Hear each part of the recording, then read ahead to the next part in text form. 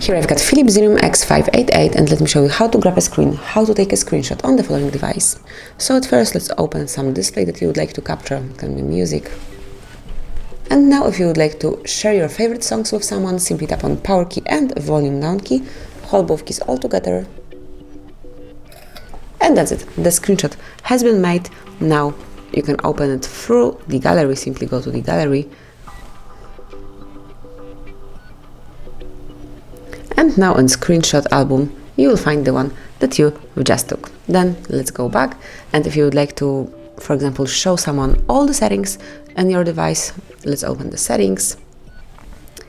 Click on the same combination of keys, so power and volume down.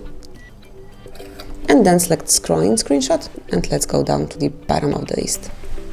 That's it. Click on stop. And as you can see here, you've got the scrolling screenshots. Click on confirmation mark to save it, and that's it.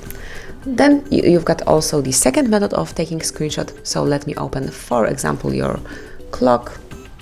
And if you would like to show someone your alarm, for example, let me add it. Slide down the upper bar and click on snapshot.